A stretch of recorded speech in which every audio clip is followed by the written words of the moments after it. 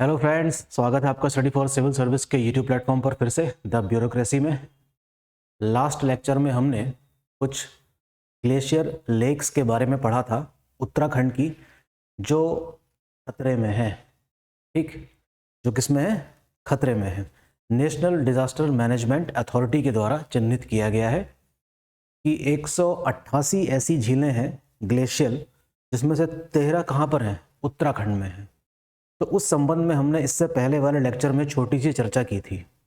अब क्योंकि ये टर्म एक ज्योग्राफिकल टर्म है ग्लेशियर, तो इसकी इंपॉर्टेंस वैसे भी क्या है, काफ़ी बढ़ जाती है। यूपीएससी से लेकर पीसीएस लेवल तक यहाँ से क्वेश्चंस आते रहे हैं। तो ग्लेशियर वाले टॉपिक में मैं 2 लेक्चर बनाऊंगा। ये जो लेक्चर है ये एक इंट्रोडक्टरी पार्ट है कि व्हाट इज़ ग्लेशियर और उसके संबंधित कुछ एसोसिएटेड टर्म्स। ठीक है, तो जहाँ तक मैं समझ रहा हूँ कि इस लेक्चर से आपको पीसीएस लेवल के क्वेश्चंस मिल जाएंगे। यूपीएससी में इसी टॉपिक से किस प्रकार से क्वेश्चन बनाए जाते हैं वो भी हम आइडेंटिफाई करेंगे नेक्स्ट लेक्चर में। तो थोड़ा सा हमको डिटेल में जाना पड़ेगा। तो क्योंकि अब पीसीएस का एग्ज़ाम हो, चाहे यूपी का हो, चाहे यूके का हो, फिर चाहे आईएएस का हो, ये सारे एग्ज़ाम आगे बढ़ गए हैं। तो कलेक्टिवली हमारे पास सभी प्रकार के एग्ज़ाम को तैयारी करने का पूरा पूरा मौका है। ठीक है, तो देखते हैं कि ग्लेशियर क्या चीज़ है। ग्लेशियर को हिंदी में कहा जाता है हिमनद या हिमाद्री कह सकते हैं। तो यहाँ पर मैं हिमनद कह रहा हूँ। हिम यानी कि बर्फ, नद मतलब नदी, जमी हुई नदी। ग्लेशियर क्या है? एक जमी हुई नदी है, a moving mass of ice. और ये स्लोप में धीरे धीरे आगे भी बढ़ती है। जब आगे बढ़ेगी तो कुछ ना कुछ इरोड करेगी और कुछ ना कुछ डिपॉजिट भी करेगी, अर्थात वर्धन भी करेगी और निक्षेपण भी करेगी। होता कहां पर है? इट अकर्स और originate in an area where most of the precipitation occurs in the form of snowfall. जाहिर सी बात है, ये स्थिति कहां बनती होगी? जहां पर अधिकतर जो वर्षा होती है वो हिमपात के रूप में होती होगी। और ऐसे कौन से क्षेत्र होते होंगे जहां पर हिमपात हो सके? या तो पहाड़ के ऊंचाई वाले क्षेत्र, जिसको हम कहते हैं हाई एल्टीट्यूड, या हाई लैटिट्यूड वाले क्षेत्र, अर्थात उच्च अक्षांश वाले क्षेत्र। ठीक, या तो क्या होंगे? हाई लैटिट्यूड वाले क्षेत्र होंगे, या कौन से क्षेत्र होंगे? हाई एल्टीट्यूड वाले। तो उत्तराखंड में इस प्रकार का तो नहीं हो सकता। कहाँ हो सकता है? कैसा हो सकता है? मतलब उच्च स्थान पर बनने वाले जो ग्लेशियर्स हैं वे पाए जाएंगे। तो जाहिर सी बात है कि उत्तराखंड में इतने ऊंचे पहाड़ हैं जो होस्ट कर सकते हैं किसको? इस प्रकार के ग्लेशियर्स को। ठीक है ना? तो ये तो रहा ग्लेशियर। तो ग्लेशियर से निकलती है नदियां भी। तो अगर मैं आपको एक बॉटल दिखाऊं, ये देखिए सामने, तो इसमें पानी भरा है, और अगर मैं इसको ऐसे रख दूं तो आपको पानी ऐसा दिखाई देगा, बिल्कुल पैरेलल। लेकिन अगर हम इसको जमा दें, फ्रीजर में इसको रख दिया जाए, तो जाहिर सी बात है कि जम जाएगा। लेकिन अगर मैं अभी इसका कैप खोलूं तो पानी सारा गिर सकता है, गिर ही जाएगा। लेकिन अगर मैं इसकी बर्फ़ को पूरा जमा दूं और फिर ढक्कन खोलूं, तब पानी नहीं गिरेगा। लेकिन ढक्कन खोल दिया जाए जमी हुई बर्फ़ का, तो जैसे जैसे टेम्परेचर बढ़ेगा वैसे वैसे बूंद बूंद करके गिरना शुरू हो जाएगा। तो उस बूंद बूंद गिरने वाले पानी को आप नदी समझिए, और इस जमी हुई राशि को हिमनद समझिए। कुछ इस प्रकार से ही ग्लेशियर से निकलने वाली नदियाँ निकलती होंगी। लेकिन एक स्टेज आने के बाद ये जो बर्फ़ इसके अंदर होगी वो पिघल के समाप्त हो जाएगी, और इसमें से जल निकलना भी क्या हो जाएगा? बंद हो जाएगा। इसे ठीक ऐसे समझिए कि ग्लेशियर समाप्त हो गया और उससे निकलने वाली नदी भी क्या हो गई? समाप्त हो गई। ये खतरा भी मंडरा रहा है ग्लोबल वार्मिंग की वजह से। ग्लेशियर अगर अपनी नेचुरल स्थिति में है, जो कि हैं, लेकिन काफ़ी सिकुड़ गए हैं ग्लोबल वार्मिंग की वजह से, तो ये भी एक बहुत बड़ी चुनौती है। ग्लोबल वार्मिंग को किस प्रकार से हमको काउंटर करना है, और ग्लेशियर को उनकी स्थिति में बने रहने देना है जैसा कि अभी वो हैं। उनकी जो पिघलने की दर है उसको क्या करना है? काफ़ी कम कर देना है, उसको रेजुविनेट करना है एक तरीके से। बात आपको समझ में आ गई होगी कि हम क्या कहना चाह रहे हैं। ठीक है, तो ये है ग्लेशियर के टाइप। ठीक, अच्छा, ग्लेशियर नदी की ही तरह व्यस्त रहते हैं। नदी बहती है, जैसा कि मैंने आपको पहले बताया है कई बार, डिपॉजिट भी करती है और इरोड भी करती है। अर्थात अपरदन भी करती है, निक्षेपण भी करती है। इस प्रकार से कई प्रकार की भू आकृति हमको नदियों द्वारा बनाई हुई देखने को मिलती है, जैसे V shape valley, I shape valley, canyon, oxbow lake, delta, flood plain. These are an example of what? The landform which is created by river. Now coming down to the glacier part, glacier is also capable to erode and to deposit the material. वो भी सक्षम है उस चीज को कर पाने में, लेकिन इसके द्वारा बनाई गई जो भू आकृति होगी वो जाहिर सी बात है कि उससे पूरी तरीके से भिन्न होगी। इरोजन वर्क होता है through abrasion and plucking. These are purely geographical terms. Abrasion यानी कि एक प्रकार से कह सकते हैं घर्षण होता होगा, और प्लकिंग होती है। तो एक चीज लिखी यहां पर मैंने जिसका नाम है मोरेन्स, यानी कि इसको हिमोड़ कहते हैं हिंदी में। The load carried by glaciers are called moraines. अर्थात ग्लेशियर में जो लोड पड़ा हुआ है उसको जो कैरी करते हुए आगे बढ़ता है ग्लेशियर, उसी को कहते हैं क्या? मोरेन। ठीक है। दरअसल एक डिपोजिशनल वर्क का एग्जाम्पल था।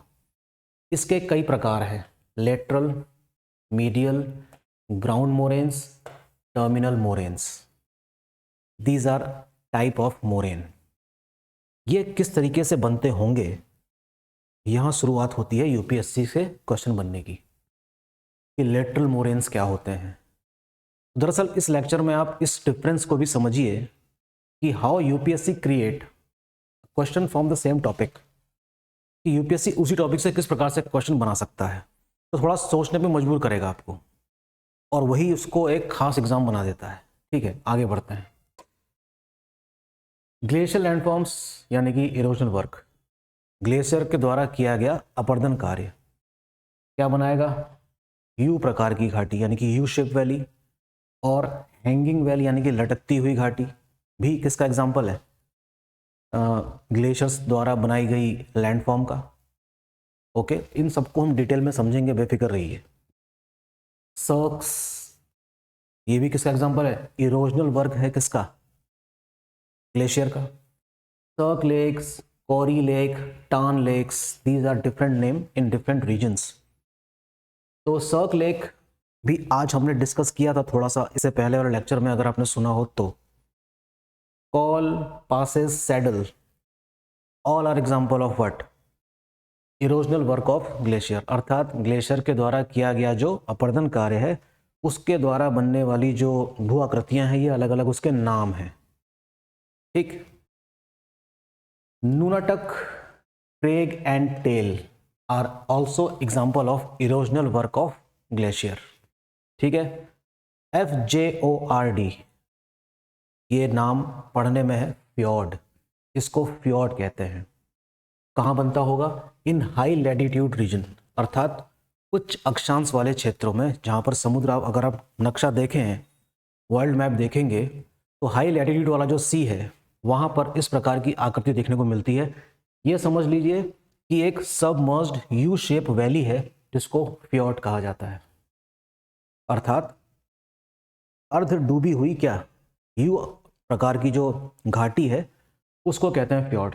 इन high latitude sea region where snow line reaches to the sea level, जहाँ पर स्नो लाइन कहाँ पहुँच जाती है? समुद्र के तल पर पहुँच जाती है। तो उस प्रकार की आकृति को क्या कहा जाता है? फ्योर्ड। अधिकतर कहाँ देखने को मिलते होंगे? स्वीडन, फिनलैंड वाले इलाके में। नक्शा देखेंगे पता चल जाएगा कि हम कहाँ की बात कर रहे हैं। ठीक है। इसी प्रकार से डिपोजिशनल वर्क भी करती है, अपने साथ लोड ले जाती है, तो कहीं ना कहीं मलबा इकट्ठा भी करती होगी नदी की तरह। बात समझ रहे होंगे आप। तो मोरेन्स जो हमने सबसे पहले देखा था, दरअसल वो एक डिपोजिशनल वर्क है, यानी कि उसका क्या है? निक्षेपण कार्य है। किसका? ग्लेशियर का। ओके। टिल प्लेन्स भी किसका उदाहरण है? किसका? डिपोजिशनल वर्क का। हम पढ़ेंगे उसको, बेफिक्र रहिए। Drumlins are also example of a depositional work of glaciers. और एक टोपोग्राफी देखने को मिलती है जिसको हम कहते हैं basket of eggs topography, is related to what of the following, which of the following. तो इस तरीके से यूपीएससी क्वेश्चन क्रिएट करता रहा है। ड्रमलिन्स, जैसे 4 नाम दे देगा आपको, चलिए। ड्रमलिन दे देगा, मोरेन दे देगा, 2 नाम यहाँ से उठा लेगा, 2-3 नाम यहाँ से उठा लेगा और आपसे पूछेगा विच of the following is the erosional work of glacier. क्या कहेगा कि निम्नलिखित में से कौन सी आकृति ग्लेशियर के निक्षेपण कार्य का उदाहरण है। इसलिए ये क्या हो जाता है, इंपॉर्टेंट हो जाता है। ठीक, ये तो खाली परिचय मात्र है। तो दो हमने सीधे सीधे इसके वर्ग दिखाए, एक डिपोजिशनल और एक इरोजनल।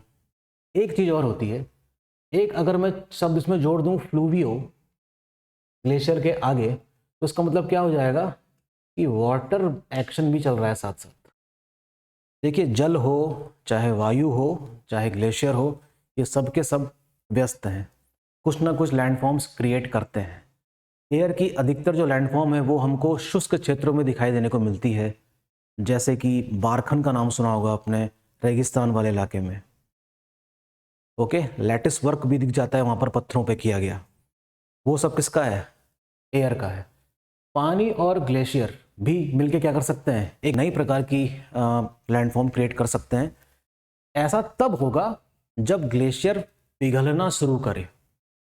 पिघलने के बाद जाहिर सी बात है कि वो पानी बन जाएगा, तो कुछ ना कुछ नई प्रकार की भू आकृति का निर्माण करेगा। तो उसी में से एक को कहा जाता है क्या, एस्कर्स, केम्स एंड आउटवॉश प्लेन्स। तो ये तो परिचय है, प्योरली ज्योग्राफिकल नेम्स हैं सारे के सारे, और आपको इसको डिटेल में पढ़ना पड़ेगा। तो हम इसको पूरा डिटेल में पढ़ेंगे, इतना पढ़ेंगे कि इससे अगर कोई क्वेश्चन आ जाए तो गलत नहीं होगा, इतनी गारंटी मेरी है। यहाँ से अगर कोई क्वेश्चन आता है तो गलत नहीं होना चाहिए, इतनी कोशिश रहनी चाहिए हमारी। तो नेक्स्ट लेक्चर में हम ये सारे टर्म्स को डिटेल में समझने की कोशिश करेंगे, और 1-2 लेक्चर अगर उसमें लग जाए तो लगने दीजिए।